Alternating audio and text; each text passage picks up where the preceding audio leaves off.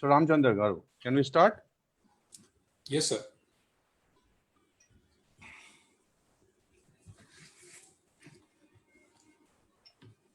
A very good evening to all of you.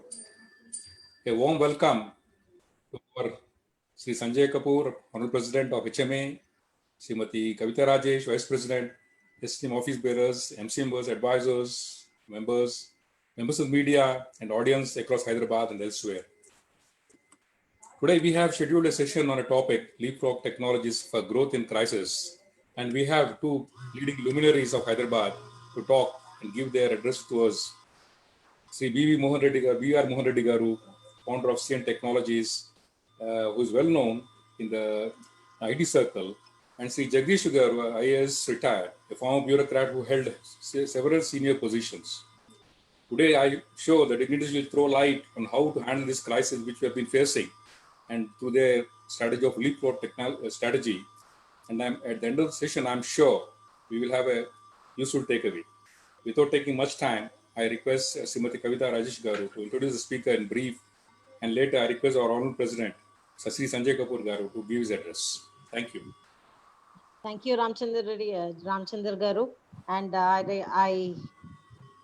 very good evening to all the HMA members, and it's a great opportunity to have the eminent people as the panel, and the session is being moderated by Sanjay Garu. It's an honor and privilege to introduce Dr. PVR Mohan Reddy Garu, Executive Chairman, Science. Dr. Mohan Reddy Garu is a visionary who firmly placed India on global engineering and development service map by establishing Science, formerly Infotech Enterprises, in 1991. His efforts led Science to contribute more than 5 billion in cumulative exports from India to several global clients, including many Fortune 100 companies. His efforts led to the creation of jobs for around 14,000 engineer professionals in 55 locations across 20 countries. Dr. Mohan Reddy Garu served as the chairman of NASSCOM, National Association of Software Companies, during 2015 and 16. He served as a chairman of CII, Southern Region, 2008 and 9, and currently the chairman of CII Education Council. Dr. Mohan Reddy Garu is also the founding director of TIAP, the largest startup incubation center in the country. Dr. Mohan Reddy Garu has several leadership positions to promote higher educations in the country. He is currently the chairman of governors of IIT Hyderabad. He is a member of Leadership Advisory Board at University of Michigan College of Engineering, USA, and a member of Court of Governors of Administrative Staff College of India. It is known as ASCI. Dr. Mohan Reddy Garu received India's fourth highest civilian award, the Padma Shri, in 2017 for his contribution to trade and industry. Congratulations, sir. He is the recipient of the Distinguished Leadership Award of American Society of Mechanical Engineers, and he was conferred Lifetime Achievement Award from Hyderabad Management Association, Hyderabad Software Enterprises Association, and a Center for Organizational Development, recognizing his industry leadership, excellence, and institution building. He is the recipient of Distinguished Alumnus Award from IIT Kanpur, and he is a fellow of Institution of Engineers India. Dr. Mohan Reddy Garu acts as an honorary council of Federal Republic of Germany for state of Telangana and Andhra Pradesh. Dr. Reddy Garu holds a post-graduation degree from IIT Kanpur and University of Michigan, USA. He is also recipient of 4 honorary doctorates. Thank you, sir. It's good to have you here. And it's my privilege I take the privilege of introducing both the speakers for the second time at HMA. Dr. Mr. M. Jagdishwar Garu, IAS retired, Principal Secretary, Commissioner, Managing Director, Collector, Policy Making, Administrative Decision Making, Strategic Thinker, Technology Operations, Crisis Resolver, Overall System Integrator, Seasoned Strategic Thought Leader with extensive experience in collaborating with policy making, implementation, executive management, building teams and administrative competency centers of excellence.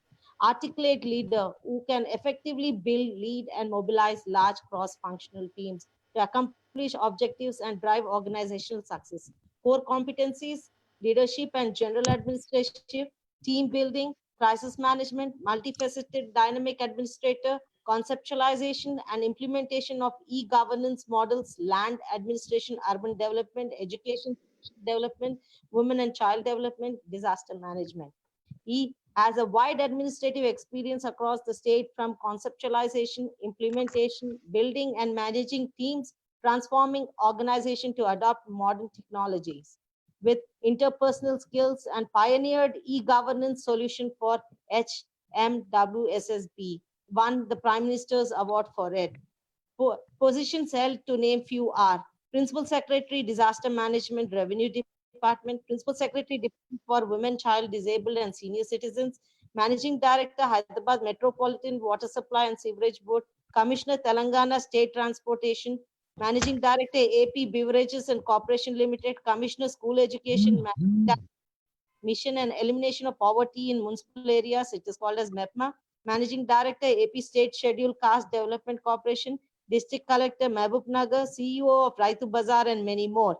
Education, Bachelor's in Commerce and Government Degree College, Nizamabad in the year 1977-80, Masters in Commerce from Kakatiya University, Warangal in the year 1980-82, awarded with 3 gold medals for securing highest numbers of marks in MCOM, selected for Group 1 State Civil Service Examination in the year 1987, highest confirmation from State Civil Services in the year 1993.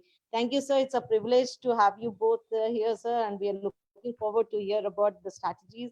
And I also request our President, Sanjay Kapoor Garu, to take over from here. Thank you for giving this opportunity. Thank you, Kavita, and my heartiest welcome to Dr. BVR Mohan Reddy Garu and Jagdishwar Garu to agreeing to address this particular session of Hyderabad Management Association. Today we have 2 very distinguished personalities as speakers with us. One is the Doyen from industry and another from the public services, representing 2 pillars of economy. Mr. VVR Mohan Reddy from Science is an Indian global leader who has created 14,000 jobs in 55 countries, 55 locations across 20 countries, and surely has the vision for managing crisis. And Mr. Jagdishwar Rao, IAS retired, has vast administration experience in the government, and his last position held was Principal Secretary, Disaster Management in Revenue Department of GOT. Well, we are all in a crisis today. An avalanche has hit the world whose name is COVID-19. The pandemic declared by WHO took the world by a storm. But little did people imagine that this is going to last so long, and its impact has brought the local, national, and international economy to a crisis as never seen before. Businesses have been taking a landslide, and many are on the verge of collapsing. The giants of the industry are just able to keep their heads above the water. There are many small timers who have not been able to cope up with the lockdown of their businesses. Businesses like hotels, roadside vendors, airline businesses, cinema halls, malls, they are going through a very tough time. The industries like manufacturing, textile, railway, they too are having a problem in running in the full capacity. The common man lives is in a constant fear of whether she will be able to survive or succumb to the virus on one hand and will retain the job or business, or he will be left to fend himself. It's a matter of survival for all of us. So today, most of us are worried about our health and our livelihood. We are all in a crisis. There's no doubt about it. And who better to tell us and lead us to say that what and how we can grow in this kind of a crisis. We will now look at these 2 illustrious personalities to throw light on the leapfrog strategies for growth in crisis. Each of our speakers will speak for about 20 minutes. Thereafter, I will ask questions arising from their talk, followed by questions which you can send as audience on the chat. And I will ask on your behalf. Everyone except the speakers will remain on mute. So may I request Dr. B.V. Mohan Reddy to kindly take the stage and start his address, please. Welcome. Thank you, Mr. Sanjay Kapoor.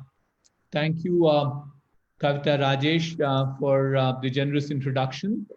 Good evening to all of you, ladies and gentlemen. It's my honor and privilege to address all of you this evening. I've had innumerable number of opportunities to talking to HMA members, and when they came and approached me this time, I very readily agreed, given the type of affection you people have shown to me in bestowing many awards, including the Lifetime Achievement Award several years back. So thank you again for the same. Certainly, yes, as what Sanjay Kapoor said a little while earlier, we really live in difficult times.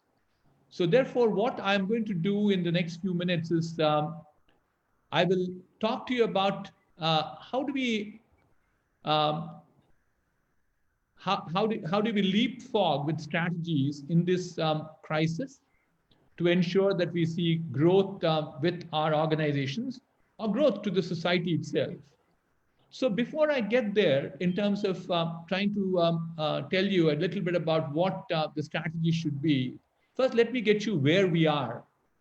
Several people believe that, look, maybe I'm very pessimistic at this point of time, but pardon me, this is the real situation. I keep saying this is pragmatic realism. So here is the current situation as we speak today. The data is about 17.2 million people were impacted with the COVID virus. There are 670,000 people who have lost their life. There's no denying at all. The good news we have is there are about 62.5% of recovery so far.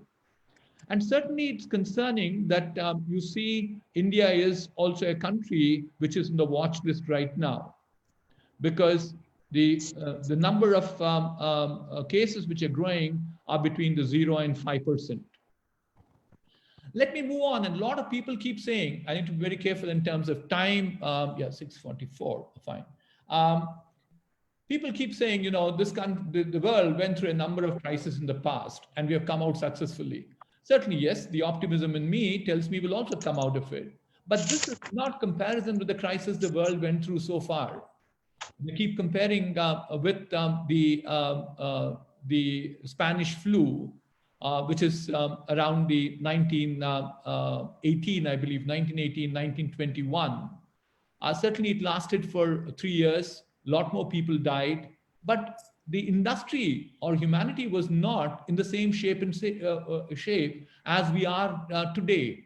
A lot of life was lost, but livelihood was not impacted. As Kavita was introducing me, I serve on the board of University of Michigan, which also existed in 1918. And we were asking this question in the last board meeting. In 1918, when the pandemic struck, did University of Michigan close? The answer was no, they didn't, whereas they're closed now. So therefore, the point I'm meant to make is this is a far, far serious compared to what it was. Several people talk about 9/11. That's when the Twin Towers in New York were impacted by the terrorists. But that was only, it impacted one industry called the airline industry.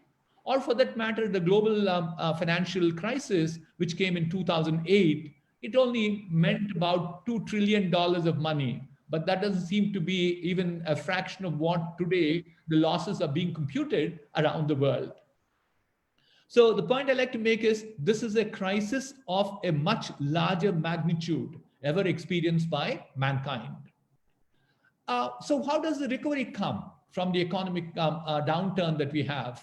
Experts or economists tell me there are a number of ways it can happen. Number of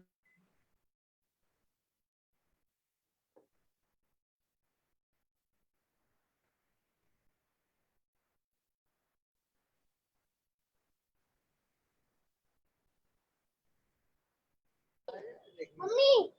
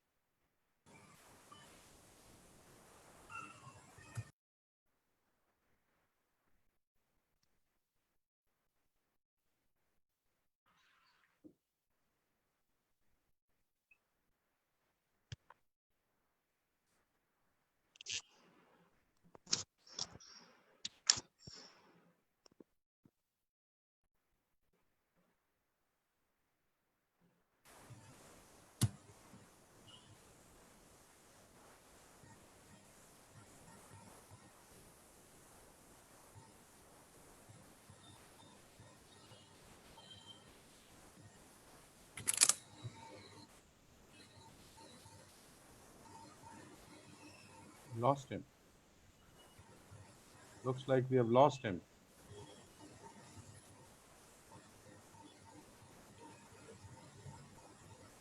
No, he's just back. He's just back. I think. Yeah. I'm sorry. The host has disabled my screen sharing, I believe. I need to get my screen back, please. I need to share my presentation. 1 second.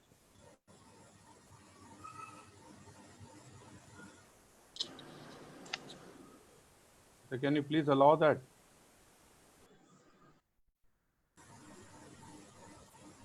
Host disabled attendee screen sharing. I need to be the co-host on your system.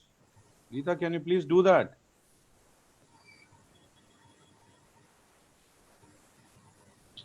So as Geeta does that, I can still go ahead. Sanjay ji, you can also do that. You are the host. Could you please do that? I'm trying.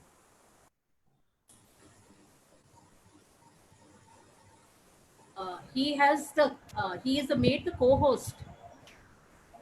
Yes, I am a co-host, but I go back to ask for screen share. Now it's allowing me. Thank you.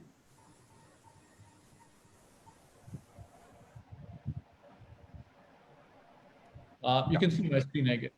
Yeah. I'm sorry about this. These are vagaries of our internet connectivity.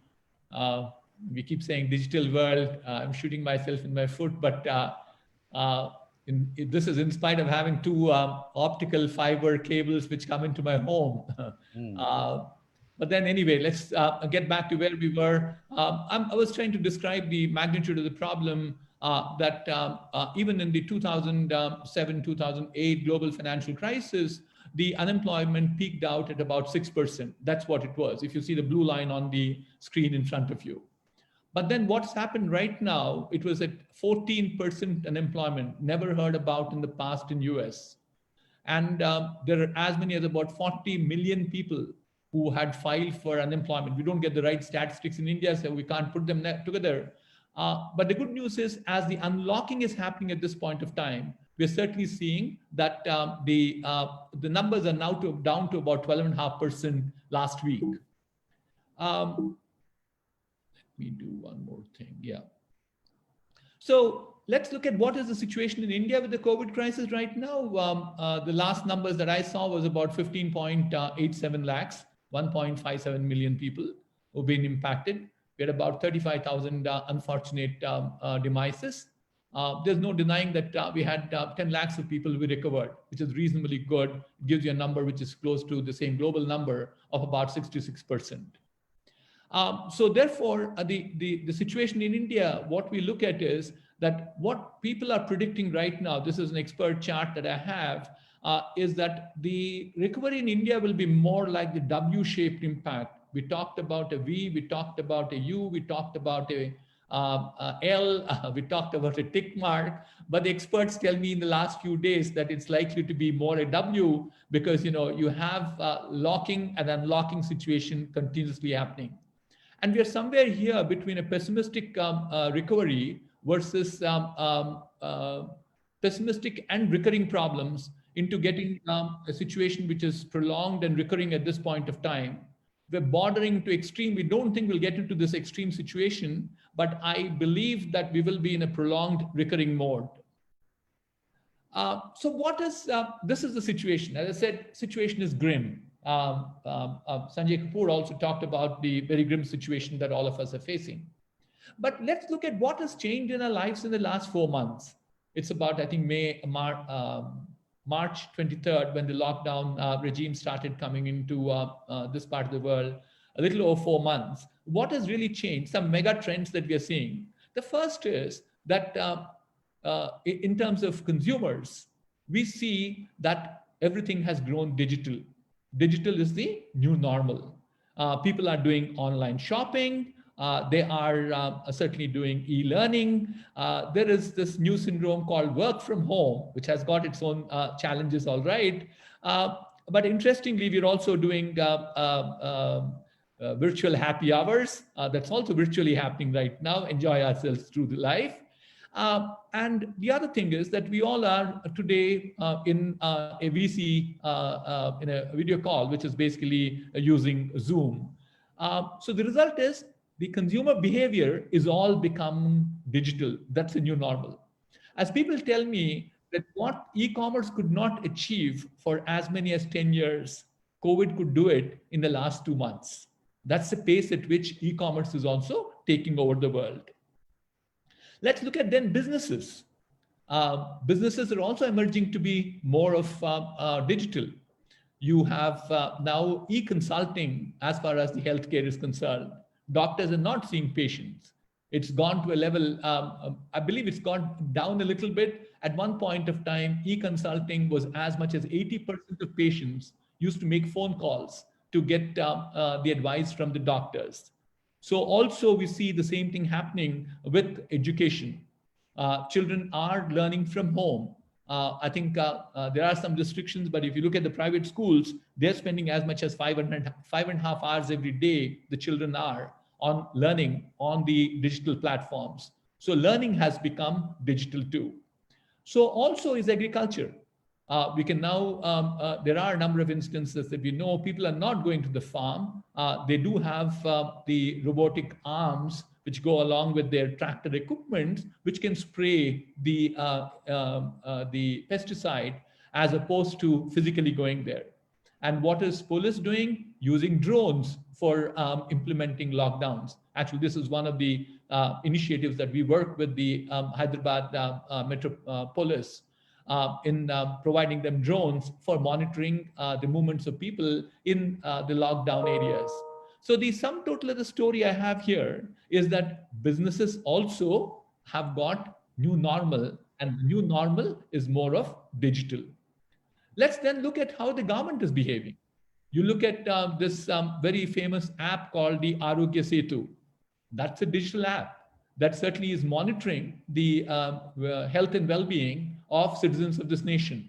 And all of us, if not, I don't know how many of you, but it's mandatory in the IT industry to have Arogya Setu on your machines. All of us are logged into Arogya Setu. They're monitoring us. And so also is government services. And I was very surprised myself. The protocol used to be if the electricity bill or the water bill came, somebody in admin department in the company would take it, pay it, come back, which is a half-day effort for him. In the lockdown conditions, I decided that I'll do it myself online. Trust me, it didn't take more than 10 minutes, both the bills being paid, absolutely hassle-free. So the governments also at this point of time are certainly moving towards the digital. So therefore, the new norm in the world currently is digital.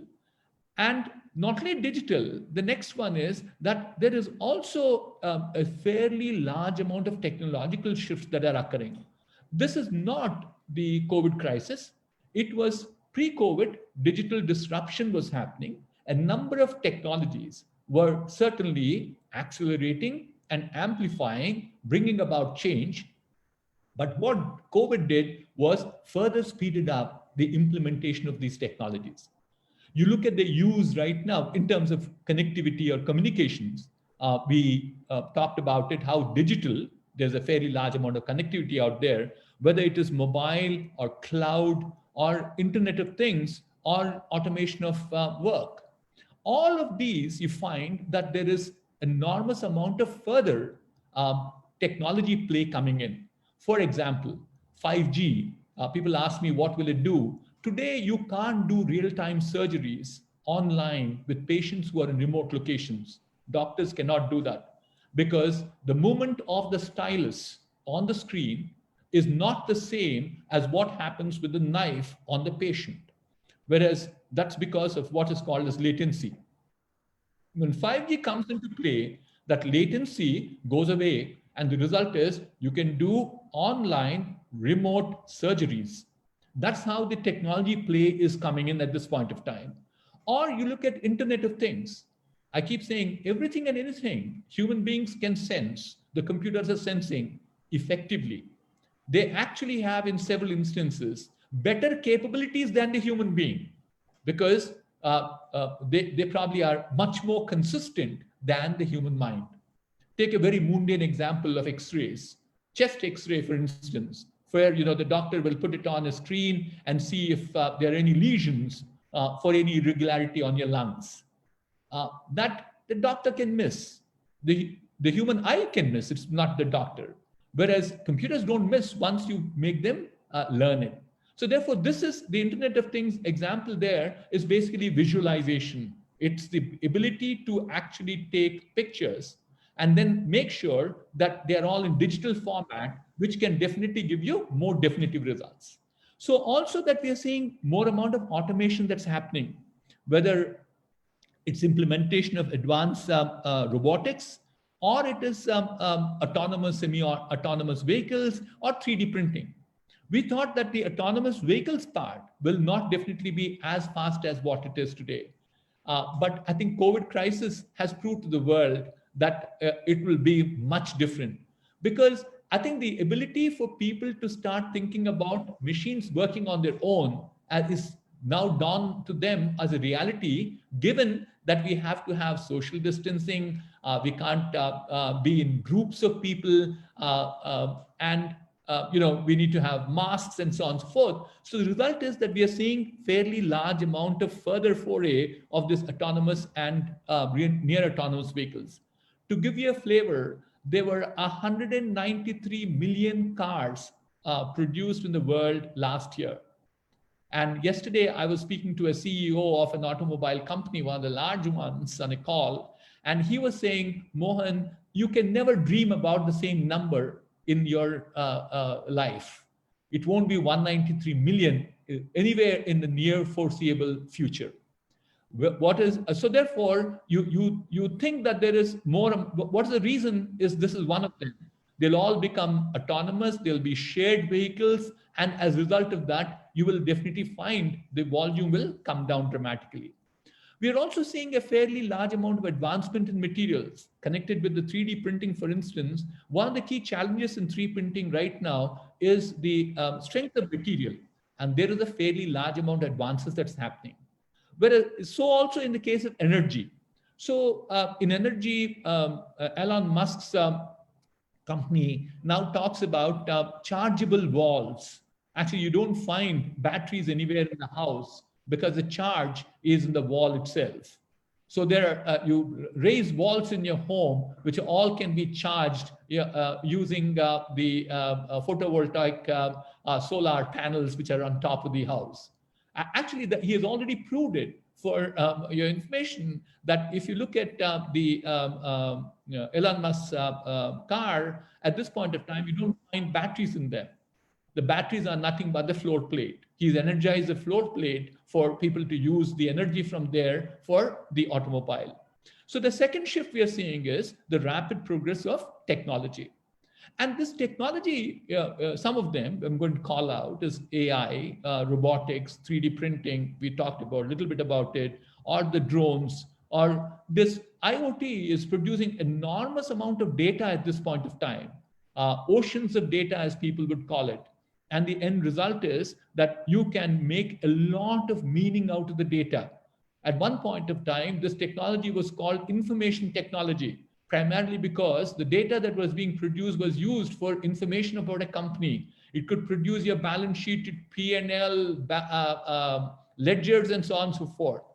It could probably tell you more about your inventory. But what can it do now is that it can do real-time decision-making. That's all the power of the big data that you're getting, primarily driven by the IoT. In Internet of Things, these are sensors which are putting out the data, and then you run algorithms on top of it using artificial intelligence on the big data, and you get to do real-time decision-making.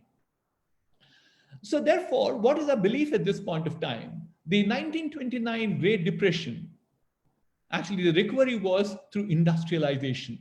That's what has happened. That's when you saw automobiles. Ford started the T automobile, T assembly as it's called, the T model as it's called. And we started seeing radio. Electricity became fairly extensive. We also saw more amount of oil production happening by the 1930s. So the way in which the world came out of the depression, which was actually followed, it was preceded by the Spanish flu, and then the whole world went through the economic depression. They came out of it by using industrialization.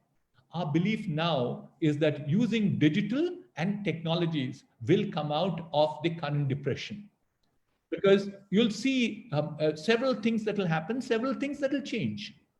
We don't know whether the connotation of a movie theater will still be there. I'm sure everyone in this group, if not all of them, if not all, if some of them in the group would not be missing something like Netflix in the evening. You video stream your movies, or it's an Amazon Prime, or it's a Z5, any of them. Or you look at online learning. It's the government of India announced their new education policy, certainly has a lot of importance to online learning too. So therefore, our belief is that the recovery from the current novel COVID crisis will be led by digital technologies. And these technologies, the third point I like to make is that is not going to be just impacting one industry. It's across every industry. You can name it. I will give you an example, whether it is retail, manufacturing, healthcare, agriculture, education. I would not have imagined that we use so much of drones in agriculture. The West is using so extensively. Even in India, we have a number of examples. It's called precision agriculture. What does it do is a drone flies around a farm. And originally, when we thought we were probably flying those drones to detect actually pests. But what we are now finding is that you can get 54 parameters of health of the farm, which includes the soil, it includes the crop, it includes the yield. You can name them. They're all there. So the result is what we're seeing is there's a fairly large play of technology everywhere. Actually, one of the areas that I spend a little more time these days is on education. We're seeing a lot of play in education at this point of time because you can do many more things than what you would do in a physical format. In the sense that if we can do what is called as individual learning paths, based on the students' ability to learn, we can then give the information back to them. We can teach them what they're interested in. It can't be one size fits all. That's what also the national education policy talks about. So what do we need to do further?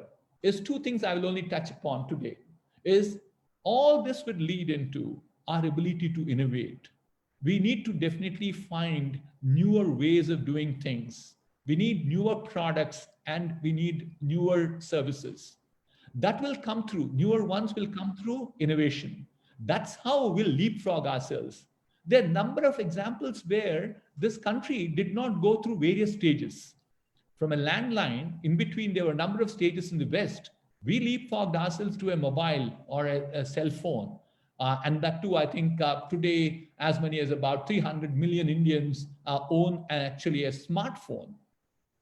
And so we need to leapfrog ourselves. And to leapfrog ourselves, we need to innovate.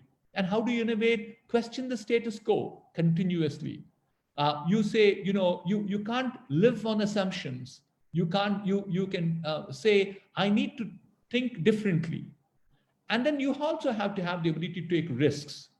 If you take risks only, there could be outcomes could be different. If you do not take risks, we as a company had several failures in our lives. And I keep saying, we wouldn't have had failure, we would have been successful if we would not have had failures.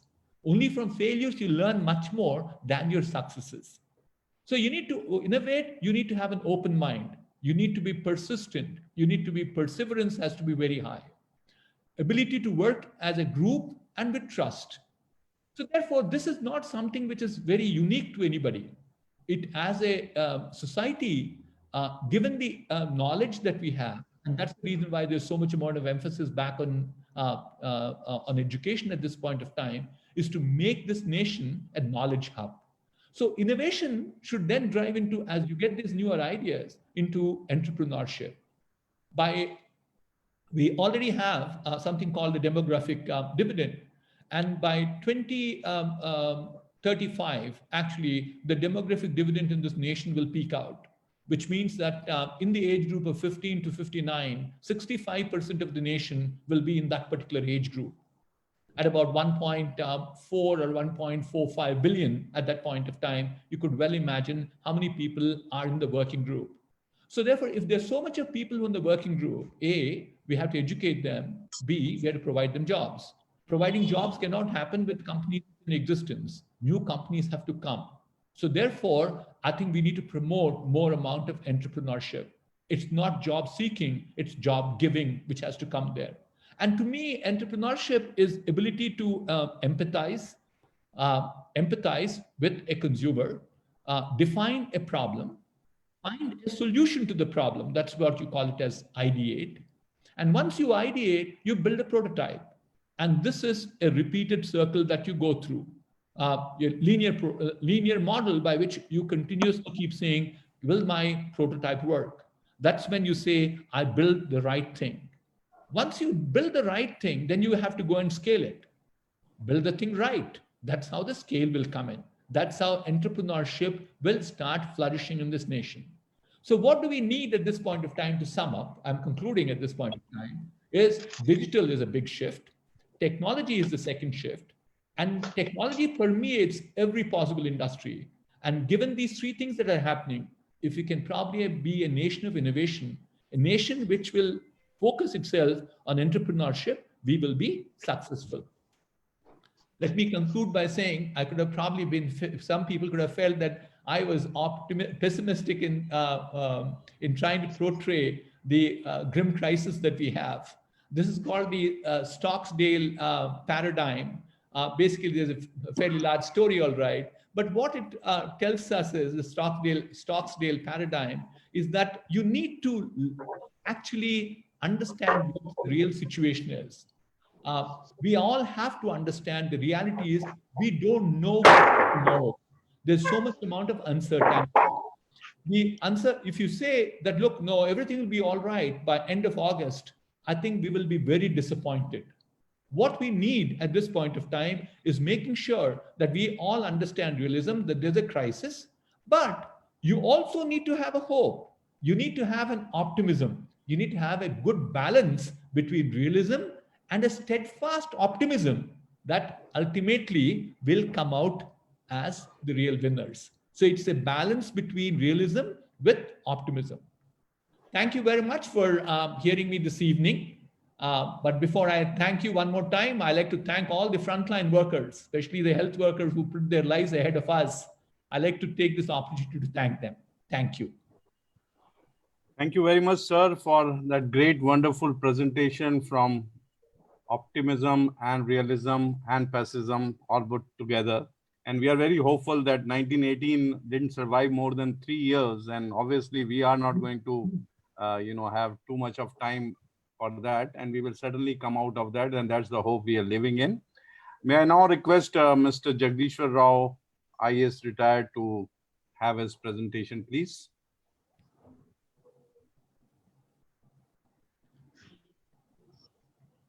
Mr. Jagdishwar Rao. Yeah. Good evening, friends. I thank Mr. Sanjay Kapoor for giving me this opportunity here. It was a very interesting presentation made by industry captain, Mr. BVR Mohan Reddy Garu. It is a very, very exhaustive and it has covered many aspects. This is a crisis which we all know that in the last 100 years, humanity has faced. Right from 1920 to 2020, this is the biggest crisis the humanity has seen.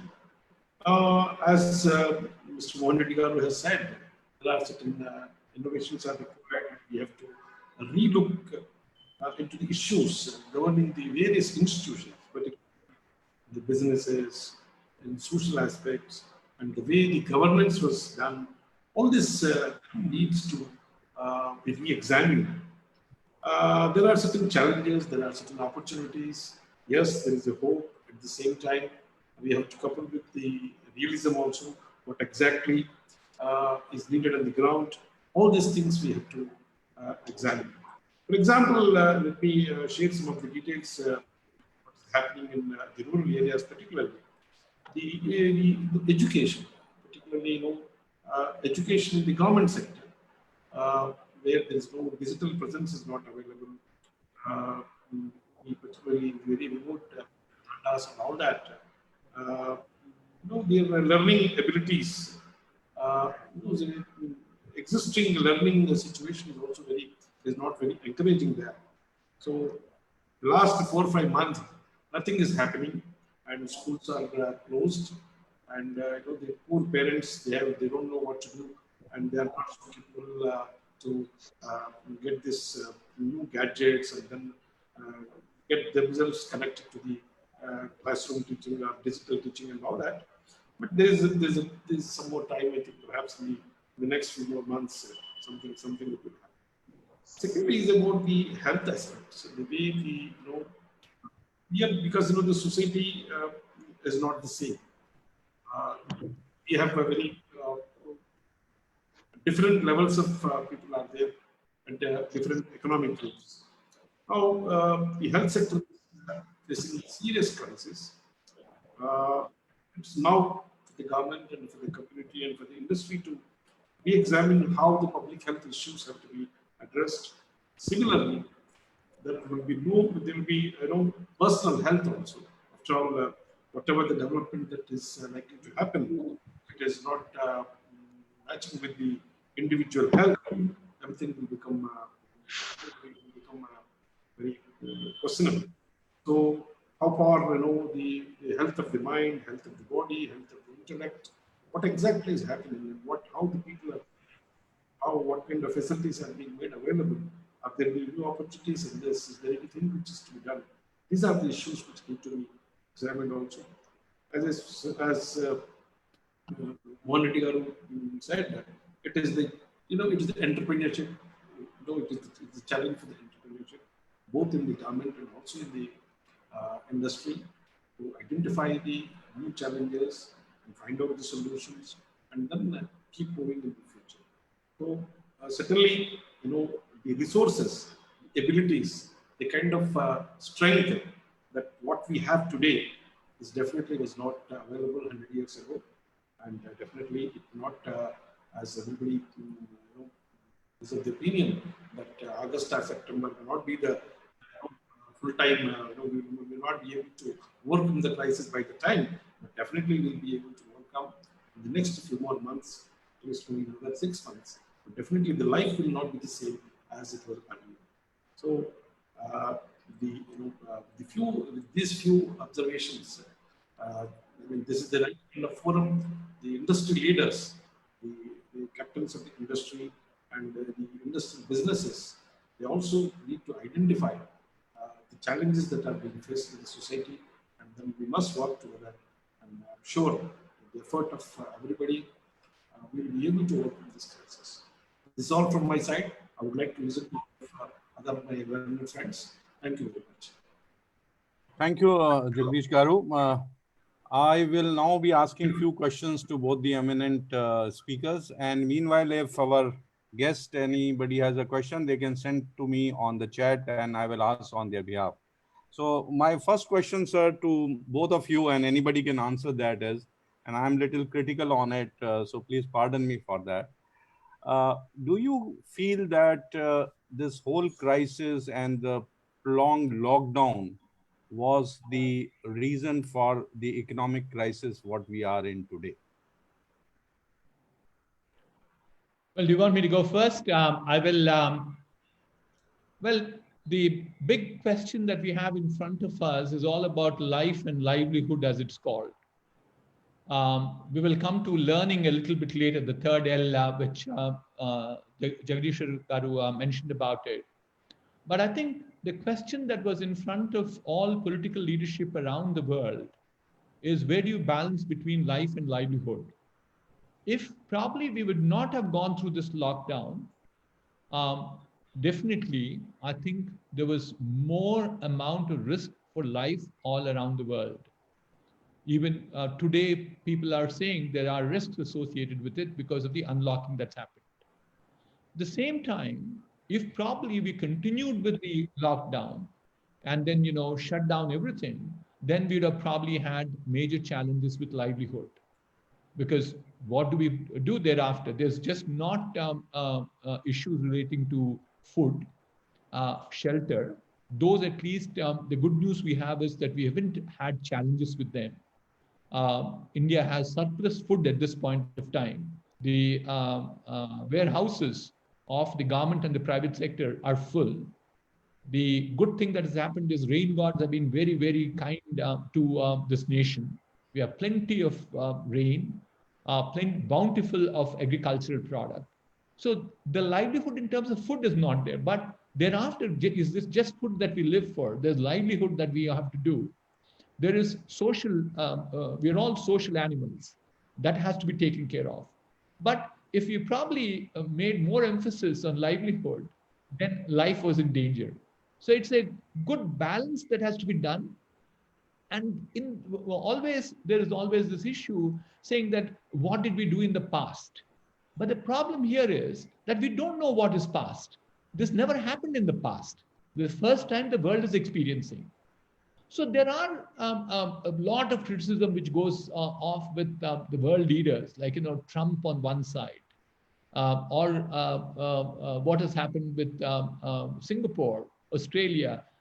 Historically, a number of reasons that are going on. I believe, and we also have, don't mistake me, but I'm also the honorary counsel for Federal Republic of Germany. So I look after German interests in these two provinces. But I think one of the leaders who seemed to have behaved very well, very maturely, and did a very good balance between them is Chancellor Merkel.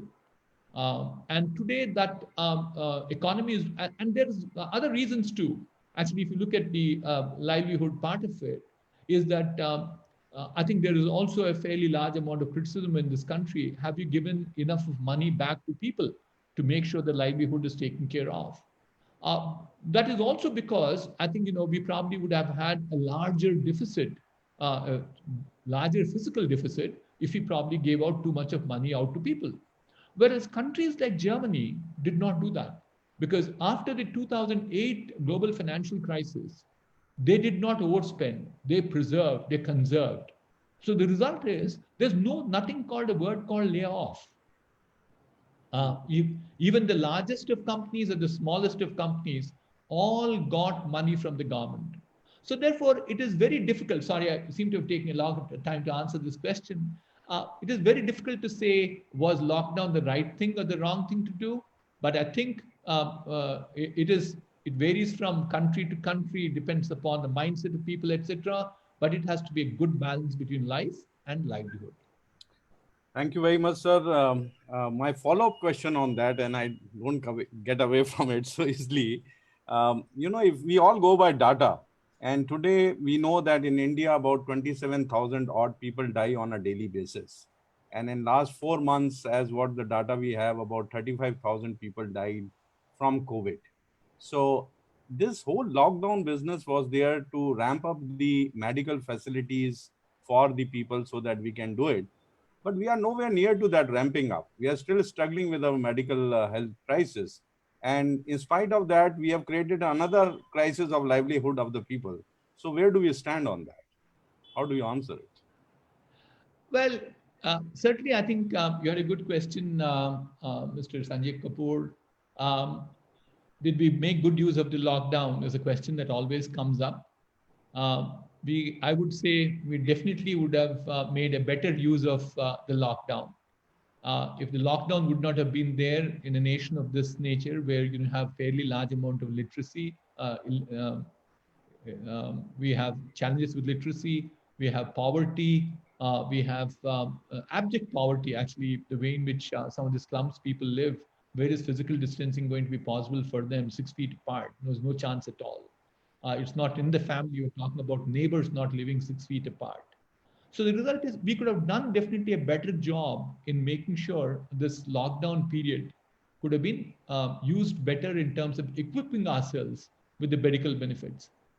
It has not happened, but hopefully moving forward, we seem to be doing much better, because I think I'm a great believer in him. And God did one more thing. Genetically, we seem to have some protection compared to many other genes around the world. That's the reason why, if you look at the mortality is less than, it's somewhere between that 1.5%, whereas globally it's at about 3 to 4%. So therefore, we should be grateful to him for giving the gene to us. But to the point that you made about accidents, etc., yes, I think you're a very valid point, Mr. Kapoor. But if we would not have done the lockdown, I think the numbers have been staggering. Absolutely, it would have been frightening for us. Right. So we all talked about today the leapfrog strategies for growth. Is there a leapfrog strategy for survival for many of the people who are actually not able to survive today? And I'm also taking a clue that hardly any money was given to such people in India to survive. So what should they do about it? One advice I have is that, look, make best use of the time that has been given to us. Life will be far different once the complete lockdown is lifted. At least people are predicting somewhere end of the year, beginning of next year, the vaccine will come. The world will become much more safer. It won't continue this way. Possibly around that time, by the time it probably gets to scale, it might take a few more months plus or minus. But I think it will definitely happen.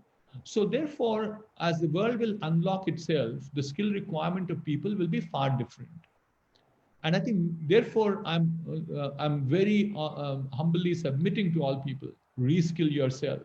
It's an opportunity to get better skills because the world is going to be far different from what it is today. Right. Thank you. So my last question before I take any other question, and please send it on the chat. Don't ask any questions here. Please send it on the chat and I'll ask on your behalf. So I have not received any question as of now. I have my last question before we get into the other questions from the audience. You have just seen today the education policy has been released and you are a part of that policy maker in some way. The students who are graduating or who are going to graduate in next 1 year, they are in a very difficult situation. They really don't know what to do about it.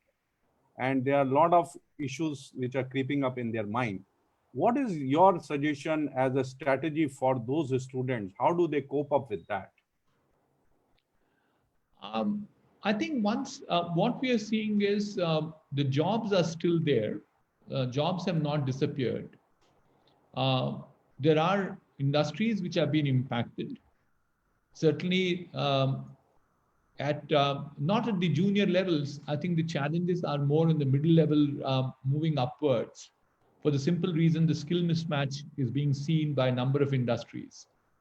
Industries will also take some more time before they come back to normalcy. For instance, even a very healthy airline company like Indigo laid off about 10% of their people in the last few days. So jobs is not going to be, it'll probably get right shifted is what I keep saying, probably get delayed by 3 months to 6 months. But I'm back to my, what I said earlier is that use this opportunity to reskill yourselves. Okay. World will change. And when world changes, we need to change. I've got this good example. I have a picture of the Fifth Avenue in New York in 1905. And if you, from a vantage point, it's a photograph. I have a copy of that photograph with me. What you see on the Fifth Avenue is all nothing but horse-drawn carriages. And there's one small car sitting in one corner. That's all what it is in 1905. From the same vantage position, 10 years later, in 1915, somebody took the same picture, same photograph. And they found all cars except for a couple of those horse-drawn carriages. And I keep saying, therefore, in those 10 years, we did not kill all the horses or the horsemen did not die. What happened is they all reskilled themselves. They started becoming drivers. They becoming mechanics. They went and produced those automobiles. So therefore, what we have to do, even the youngsters at this point of time, And we have actually emphasized considerably, and I feel very delighted about the national education policy. I worked on a part of it called the Perspective Plan for Technical Education, and I submitted my report in 2018, which got completely accepted by the government. It's being rolled out. And one of the emphasis was on this multidisciplinary learning. And that is something, to me, extremely important. An example I have, and I was sharing with somebody else, is that I am a trained mechanical engineer. I graduated in 1971. You can then calibrate how old I am. But that's on a lighter vein. But on a serious note, to me, a mechanical engineering profession was all about automobile. Automobile was a marvel of mechanical engineering. Whether it was the engine, whether it's a 4-stroke or a 2-stroke engine or 4 cylinders, or then you have the differential, the rack and pinion arrangement, all of that. Look at an automobile today. What does Tesla make? There are hardly 6 or 8 moving parts compared to 160 or 180 moving parts that were there in a traditional automobile. It's not mechanical engineering anymore. It has motors, which are electrical engineering. It has electronics. Actually, I keep saying this, in the 1970s, when I used to own a car, the electrical parts used to be, one was headlights. The second used to be a horn, which used to on and off work, not all the time. It has to go back. And a third one was the signaling. That's what the car used to do. But whereas now you look at it, it's all electronics, electrical, software, cameras, LiDAR, and so on and so forth. So therefore, I think things will change quite dramatically. So therefore, that's what we brought about in the policy too. We don't want people to be branded anymore as mechanical engineers. They're all technologists that will be there. And they also should not have their left brain all the time working. Analytical capability only I have. I only know that 2 + 2 can be 4, or 16, 16s are 256. No, I need to have the human face to it. I need to learn about history. I need to learn about music. I need to learn about art, my soft skills, etc. So therefore, I think what we have done in the education policy right now is to bring all facets so that we have a holistic development of our people to face the 2035 major challenge of the demographic dividend peaking out. My last question is to Mr. Jagdishwar Garu. Do you think that what will be the leapfrog strategies of the government, you being a part of the government till recent times? So what is the leapfrog strategies of the government in terms of this crisis? Yeah, in fact, the governance, the way it was done in the past needs to change a lot. In fact, the focuses need to be redrawn. What the government is supposed to do, in fact, has not been done satisfactorily in the past. Now the priorities, resetting of the priorities is the immediate job that the government should do. We have to focus on the health. Public health is in a very, very big danger. And simultaneously, the health of the individuals, again, the various apparatus, again, the way we eat, the way we relax, the way we behave, all these things will be coming into question. And that's how these things need to be recalibrated. The policies of the government also need to be changed. And a lot of things what the private industry can do, it is better to leave to them instead of entering into so many areas. It is better the government should confine into few of the areas where it is essentially required, where sovereign functions of the government are required to be handled efficiently. I think the government should do that. I think this is the time. I think a lot of thinking is going on within the government also, and a lot of changes are going to come. A lot of load shedding in the sense that number of programs that were taken up earlier in the past, which are not yielding the desired results, may perhaps be re-examined, and the desirability to continue need to be taken a view on that. So all those things, there's a lot of thinking is also going on within the government. Right. So I have not received any question on chat. Possibly people are a little hesitant to put it on chat. If anybody has a question, they can raise their hand and then I will unmute them to ask the question. There are a lot of chat questions. They are there. So you can ask, madam. I can't see those chat questions. There is one from Alia Sultana. Okay. We are just talking about the digital era, which would prevail and continue further. But apart from that, even if the situation is restored to normal, digital era would always prove to be a boon. Despite this, the challenge faced is management of human resources who are in devastating situation as the employers are only focusing on retrenchment rather than devising alternative strategies. Why? Well, if that question is towards me, let me answer that. Certainly, yes. I think we're all into the digital era. There's no going back on it. It is a boom. What you have to recognize also is that there will be jobs that will get created, which will be different from what the jobs have been in the past. Especially the low-level jobs will get into automation. So that's the reason why I've been emphasizing and re-emphasizing on skilling and that's reskilling yourself. Let me not get into that further. But the point what Alia was asking about is, still people are retrenching, etc. Is something which companies will have to do. It's a very painful process. People, please don't mistake that companies retrench anywhere in the world with happiness. It's a very painful process to break a relationship with an employee who's been with you for a long time, short time, whatever time it is. They come to provide services to the organization. In return, they get rewarded. But then the challenge that we have is if we don't resize ourselves, and the companies can themselves completely shut down, even irrespective of the situation where we are in at this point of time. If a company goes into losses, a very large multinational can never take risk of doing business with the company. I can assure you, I promise you that they will not, because they think it's a very risky to work with a company which is not in good financial health. So the result is the customer will run away. It's a downward vicious circle that we run into. Customer runs away, volume comes down, you still have a profitability problem, and the second customer will run away. That's the reason why it becomes extremely imperative for businesses to stay healthy. I keep saying you are, now we're talking about, say, retrenching 10% of people. But then the 10% happens primarily because you want to save the 90% of people. So if you don't do the 10%, the 90% are at risk. So please bear in mind, we have absolutely, I'm talking on behalf of industrialists, I'm talking on behalf of businessmen, is that we certainly are very humanitarian in our hearts.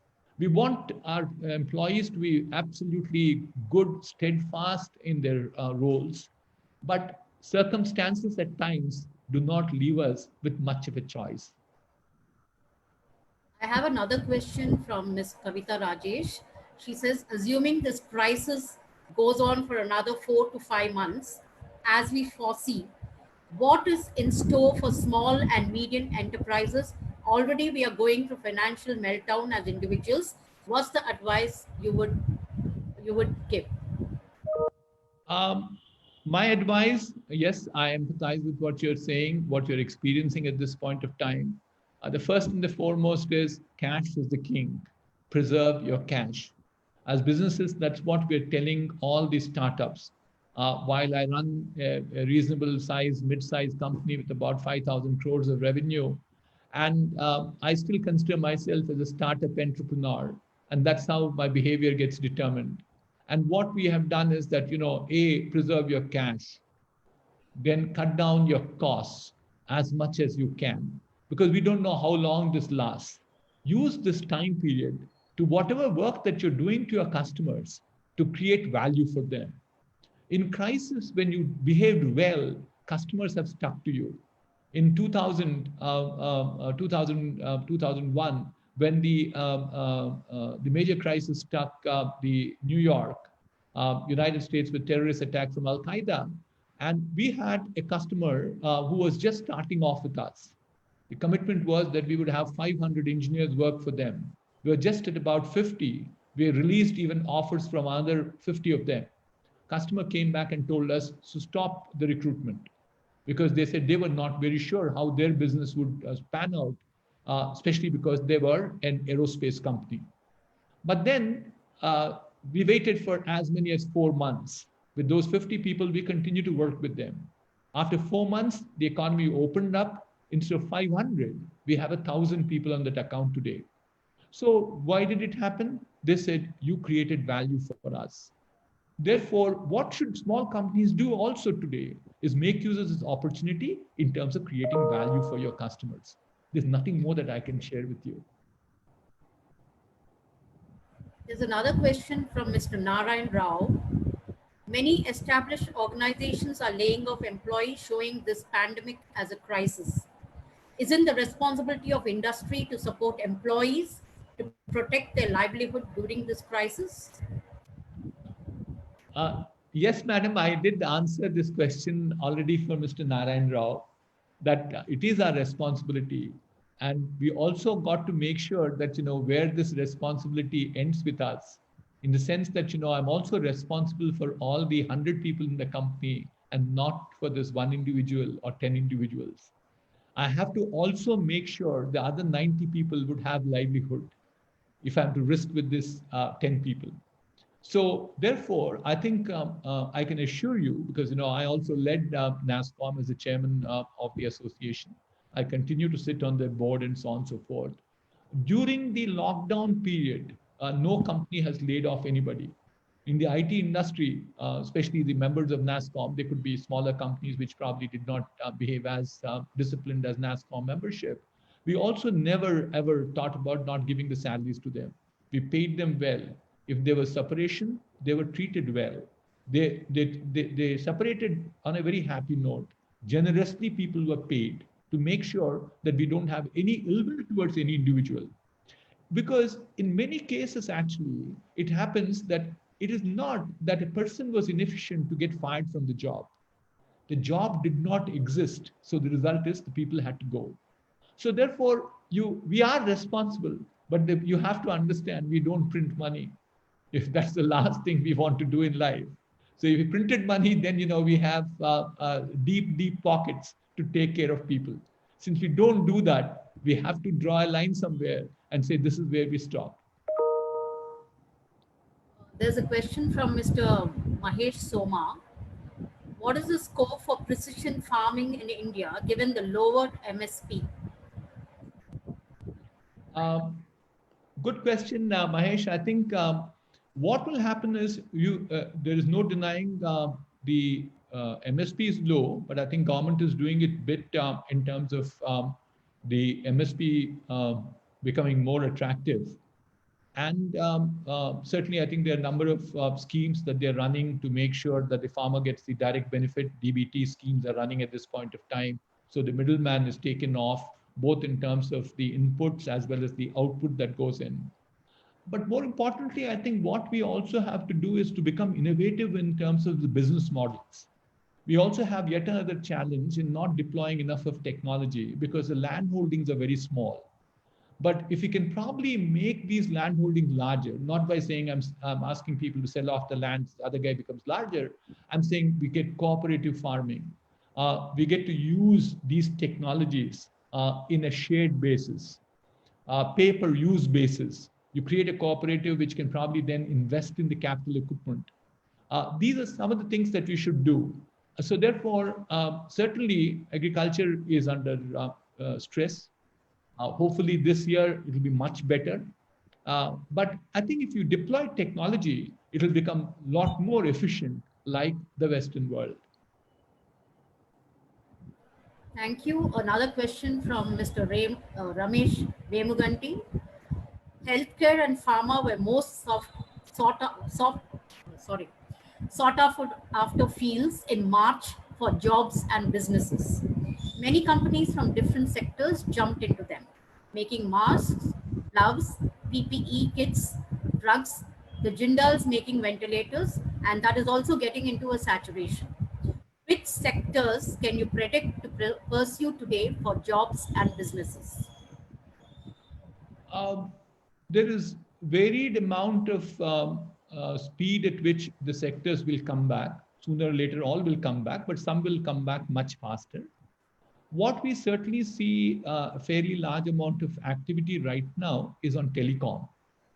Because of the digital, because of the connectivity, certainly we are seeing more amount of activity in the digital frame. Whether it's broadbanding, whether it is to do with networks. There is all around the world, we're seeing a big green shoot coming out of the telecom sector. Associated with the telecom, of course, is the devices part. I think Mr. Jagdish Garu alluded to that point about education in rural area, availability of devices with them. So therefore, there's a fairly large demand that's going on in terms of devices. And again, one of the CEOs of a hardware company was with me about last week, I believe. He was telling me, Mohan, this is yet another new shift we saw in our business. I said, what? He said, in the past, people used to come and ask us if they wanted to buy a laptop, what is the processing power of your machine? How much of memory does it have? How much of storage does it have? Whereas now they come by and then ask us, what's the camera that you have? What is the audio that you have? What's the bandwidth it can handle? These are the questions that are, those are new shifts that we are seeing so as a result of that, there's semiconductor, which is doing well. So we have telecom, semiconductor is one area that we can look at. The other one is the pharma will also pick up, the pharma and the biosciences. More amount of drugs will be required. Humanity is growing, diseases are growing, and associated with that, viruses are growing, viruses are becoming cranky, viruses are becoming deceptive. You can call them by every possible adjective that you can think about. So the result is that pharma and biosciences is another area we are seeing as a green shoot at this point of time. Healthcare is another area we think there will be a big leapfrog that will happen in this country. One of the things that we all suffer from in India is the patient-doctor ratio. And that cannot be corrected overnight. We can't produce doctors as machines. But then machines can certainly help the doctors. I'm not saying machines can replace the doctors. They can certainly help the doctors supplement their productivity. And that's what we are seeing today too. And as a result of that, as a result of some of these devices, you can have a greater amount of accessibility, higher amount of affordability. That's also, those are the things which are happening. So the third one that I will call out is healthcare and healthcare devices. So those would be the three groups of industries, I would say, have very immediate ramp up that will be seen. The rest of them will take time. The worst of the lot, of course, is aerospace and travel. That will take much larger time. Somewhere down in that pecking order is even automobile industry. I mentioned about the number of cars being produced in the world. So there are variants of that. Cruise ships, cruise business is completely dead. It won't happen. So these are some of the things that are there. Okay. I have come to the last of my questions. Is there anyone who wants? They can just type it in the chat. I can see a few of them in the chat box right now. Yes. There's a Dr. D.V. Ramanamurthy. He asked shifts slightly in higher education. yes, Dr. Ramanamurthy, we are seeing a big shift that's occurring. That's how I wrote up the report to government also. And you saw that happening with the National Education Policy, which was launched last evening. There will be more amount of multidisciplinary learning. There will be more amount of flexibility to education. There will be exits and entries at different levels. So there will be there will be more amount of technology used in education as such. And one example I actually called out a little earlier too, that individuals will be taught based on their ability to learn. So there could be something called the individual learning paths. Actually, this is something which is a reality. I run an initiative on behalf of NASSCOM called the Future Skills. It's all about digital technologies and how people can learn. And we have a backend engine, which is done by a company called EduTech in US. And EduTech provides that facility to people. Even if you and I were to learn, say, take, for example, an AI course, if your ability, Dr. Murthy, is far better than mine, the speed at which the material comes to you is different from the speed at which I would get the material. If I'm a slow learner, they would repeat the class for me. So these are some of the things that we'll see as shifts in higher education. There's one question from Dr. Arisri. He says MSE are denied bank finances despite the fact that government wants the banks to finance liberally. How should MSE take care of themselves? Well, I know the challenge that you're facing, Dr. Aryashri. We've been hearing them on behalf of the industry all over the place that the banks are not willing to loosen their strings, give money to MSMEs. I'll even put medium and small micro enterprises, MSMEs. The government is pushing them to do it, but the bankers also have risk profiling to be done. The way in which I would do it is that, look, we will come out of this sooner than later. I'm not very optimistically saying it will happen tomorrow morning or next week. It will take some time. What we are advising all our startups are also small enterprises to conserve cash, to preserve cash, use this time to create more value for the customers. They should definitely spend enormous amount of time that's there with them in making sure their products are world class. There is something which I get involved with a healthcare devices company out of Delhi.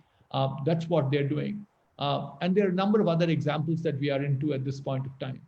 So therefore, there's nothing that I could do to say the banks will definitely ease up too quickly. There's enormous amount of pressure from the government. Even this was represented to Mr. Shaktikant Das day before yesterday at a CIA webinar. He was there at. But money is theirs, need is ours. It's a question of how you convince them. There's another question, the last question, that is from Mr. Ramchandar.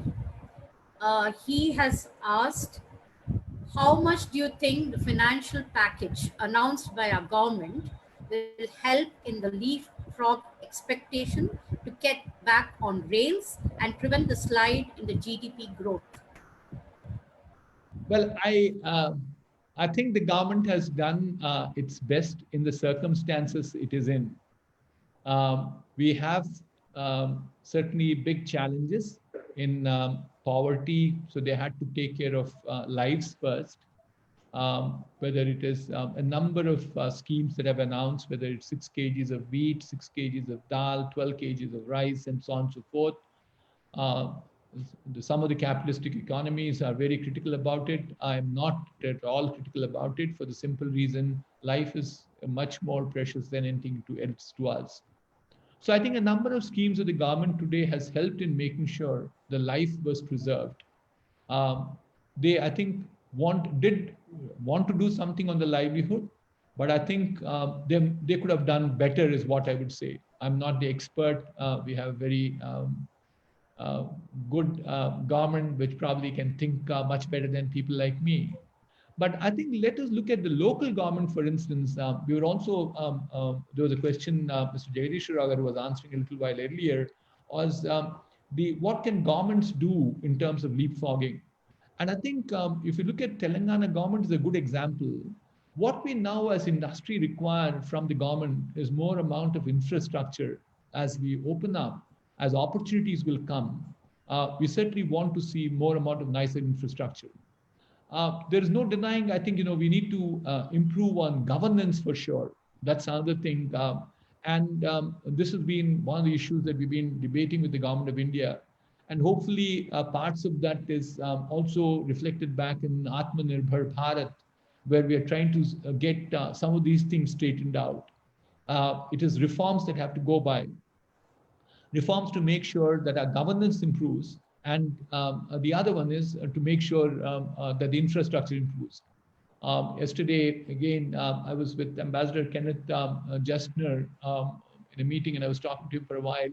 And we were saying the type of governance improvement has to come from the fact that, there should be no uncertainty.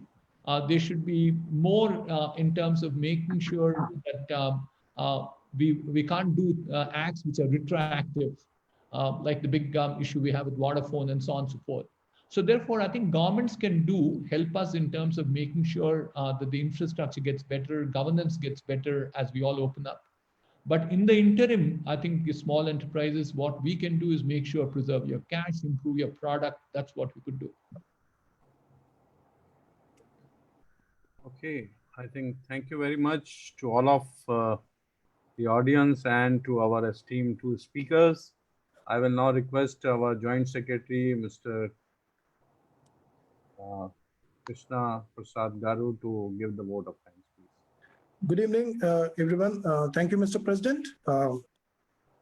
We are honored to have Padma Shri Dr. BVR Mohan Reddy Garu amongst us, and he has revealed so many angles of the current pandemic. As our President Sanjay ji said, the pandemic has actually brought in a lot of pandemonium, and it's of a great importance that Dr. BVR Mohan Reddy Garu has covered very extensively. And I would say it's one of the eloquent, deliveries that he did, as is his own. And the way he has covered the entire thing of these difficult times in terms of growth to organization as well as society, it is something very, very notable. And he talked about life and livelihood, which has changed very much. And digital being the new normal, wherein people are getting used to online shopping, e-learning, virtual, happy hours and work from home, etc., whatnot. And then along with Jagdishwar Rao Garu, the importance of Arogya Setu has come in now, monitoring of health and other services. In terms of the population, the way the comparison has been made between the 1918 pandemic of flu and the global financial crisis of 2008, 9/11 crisis et al., the major thing that has been brought out by Dr. BVR Reddy Garu BVR Mohan Reddy Garu was that 1929 depression initiated and injected a lot of industrialization, while the current 2020 pandemic, COVID-19, what we call, has brought in a lot of possibility for a digitalization and the technology. So in terms of moving away from here in the current areas, Dr. BVR Mohan Reddy Garu was very eloquent in indicating that ability to innovate is the very key thing. We should look at newer products, newer services, more as a group than as an individual. The second one is entrepreneurship. Hyderabad Management Association anyway focuses on it. So it's been very great to learn from him that 2035 actually is giving the world the demographic dividend in terms of, at least for India, in terms of education, then provision of jobs. In all the cases, approximately 1.45 billion Indians would find a great majority of them being 50, 59 years. That's a great takeaway from this thing. Digital technology dominating and bringing in all of us a balance between optimism and realism. That's what he was actually stressing on. That's really great. And Mr. Jagdishwar Rao Garu actually went ahead, covered the education sector, how it has been covering. The parents now are being, enabled to see that their children get into the digital space. Health sector, he has confessed being in a crisis, and then it needs a lot of support. Industries also will have to come to the aid of everything. In terms of various questions that have been posed, I think each question and an answer given by both the speakers, especially Dr. BVR Mohan Reddy Garu, has been a treat actually. When President asked whether the whole crisis and the prolonged lockdown is going to happen, what is the outcome, he very clearly indicated it's a matter of life and livelihood. and he supported the Prime Minister's decision that lockdown is the solution for now, as the life is more important thing. In any case, leapfrog strategy has been very well reflected in today's talk by both the speakers. And Dr. B.V.R. Mohan Reddy Garu, we are very thankful to you for bringing in the concept of reskilling, not killing, but reskilling. And then he has been very practical as an industrialist to say that even though he would like to be humanitarianly doing it, not retrenching people, which is a painful process, he needs to keep the organizations lean for all practical purposes. So in terms of the industries that are looking up, as he very rightly said, it's pharma, healthcare, and many others, which are telecom, the devices, semiconductor, pharma, biosciences, healthcare devices itself as it is. So in terms of all this, he has also covered the higher educational things, wherein yesterday there was a national educational policy that's been released, and then there is a multidisciplinary way of learning things that has been projected. There's a lot of independence given for a student to choose which combination course that he would like to take. And at the end of the day, he also felt that the reforms are there to improve the governance. Thank you very much, sir, for a great evening. We thank all the people on behalf of Hyderabad Management Association for being a part of this webinar. Look forward to more in this space. Thank you very much. Thank you. Thank you. Thank you very much. Thank you very much, sir. Thank you very much. Thank you. Good day and have a great day. Mohan Reddy Garu, often people say that I look like you. So I'm sure you have a lot more hair compared to me. It's up to you. thank you very much, sir. Okay, sir. Thank you all. Thank you. Bye. Bye. Okay. Good night. Thank you. Yeah. Bye, sir.